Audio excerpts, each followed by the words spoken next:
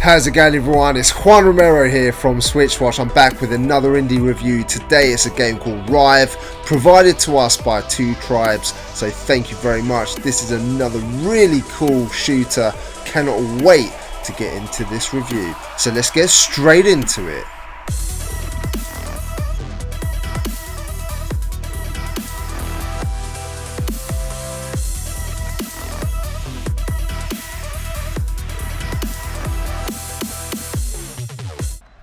Here you play as a space salvager and you go about your business in what I can only describe as a tank which moves around like a spider. There's not much more to the story than that. Let's do this.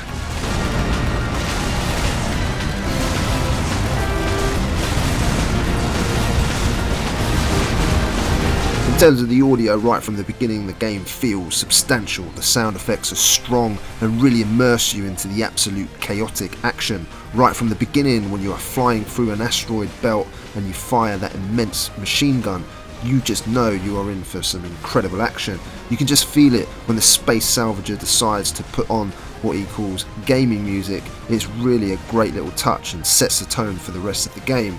One thing which I thought detracted a little from the experience was the main character himself. I wasn't keen on the jokes or the voice here too much. Seems like he's supposed to be someone you don't mess with, but I just couldn't really connect with him, and it felt, for me anyways, a little bit out of place, and it was added for a bit of story when in fact for this type of game it probably wasn't really needed, but I commend the effort. In terms of visuals, wow, you're in for a treat if you decide to purchase this game. The visuals here look absolutely superb, wonderful colours all over the screen, animations of the enemies, and the little spider tank are just so fluid, makes such a huge difference to the quality feel of this game. Lava is bright and orange, just like what you would imagine in the heart of a volcano. Trains rush across the screen and look like they could crush you at any second. There are dangers everywhere and the visuals are a feast for the eyes. Missiles, bullets and enemies all over the place, and it's pure mechanical mayhem. It's glorious. The game is absolutely brilliant, playing at a smooth 60 frames per second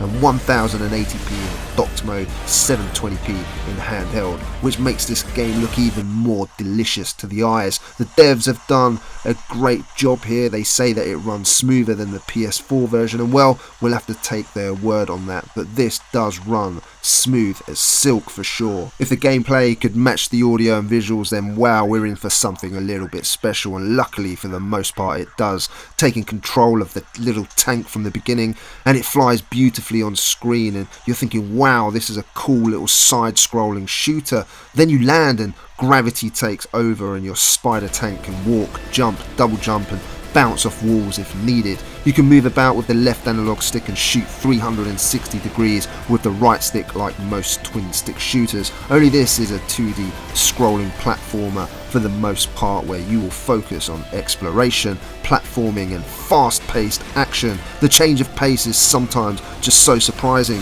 You soon learn that you're able to hack into other small mechs to either open doors or hack a drone for the extra firepower you are going to need. The game is all about moving from one room to another and overcoming either the barrage of enemies or traversing a tricky path through some underground tunnels, to environmental challenges like jumping over incoming trains at just the right time.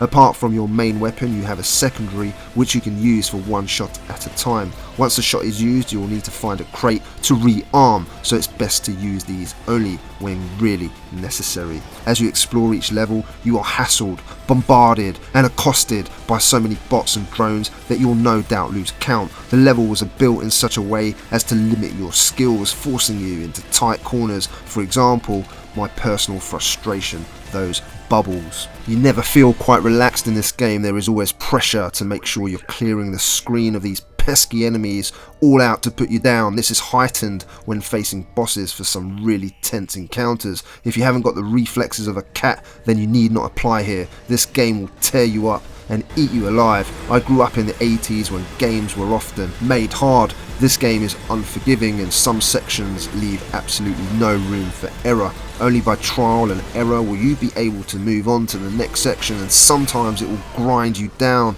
and that for me is where the game slightly falls down. I think for the casual gamer it may just be a little bit too much to stomach. There is a normal mode here, but even then it's pretty tough stuff. The game encourages you to play in hard mode, but I can imagine Nintendo's sales figures increasing due to the amount of people throwing their Switches against a wall. I made a promise to my child that I would never swear on my channel or in front of her. This game tested that resolve to the limit, but this is why I like these type of games. When you beat them, it feels all the better, and there are people out there who love the challenge. The question is, does the game balance its difficulty with the frustration you feel? I'm not going to lie, I did feel lots of frustration here, but I think the game achieves it just. And one of the only things which is great is even when you die, you jump straight back into the action, never too far from where you perished, and it doesn't penalise you too harshly either. You'll earn upgrades as you progress.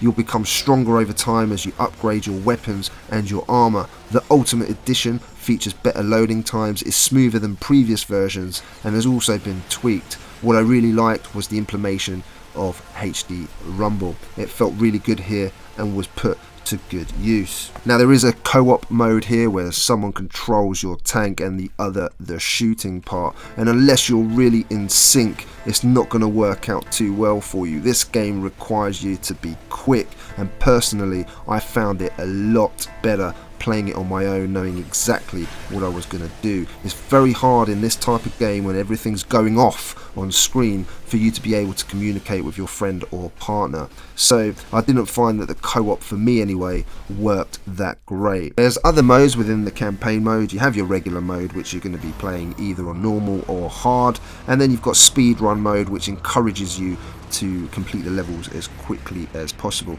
and you also have a single credit mode. Outside of the campaign, you also have challenges such as Cockroach Squatter, Seafood Skirmish and Molten Metal Marathon, but to name a few, and I found that there was around 18 of these challenges, which are nice and quick, and you're able to upload your score to the online leaderboards, which is great to see. There are also battle arenas where you just have to take out wave after wave of enemies, and the longer you last, higher the score, and you can also upload these onto the online leaderboard. And it's great to also see some achievements that you can unlock throughout the game as well. Currently the game retails at £11.46 or $12.75 in the US, with a 15% discount for the first week. So if you're going to grab it while it's cheap. Personally, I would have no hesitation laying down the coin on this one.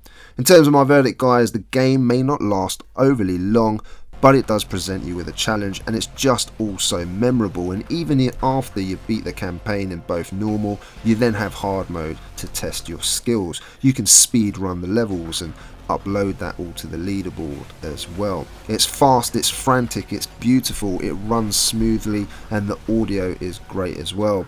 It's one which is a joy to play and will satisfy many who have been craving a shooter with challenge. The only detractors for me were the protagonist, and for some it may present too much of a challenge and turn you off. Otherwise, this is very, very easy to recommend at its current price, and in fact I would say if you're a shooter fan, then buy this now. A solid 8 out of 10. My name is Juan Romero from SwitchWatch, and I really hope you enjoyed today's Rive review. If you did, I'd really appreciate that you hit that thumbs up button. If you're a new watcher here, then please consider subscribing to our channel for more reviews like this one. And leave me a comment down below, let me know your thoughts on the review, the game itself, or any other Nintendo Switch game. And for all of you guys who continue to watch, thank you so much. It really means a lot to us. You know what I'm going to say, guys. I'll see you on the next one.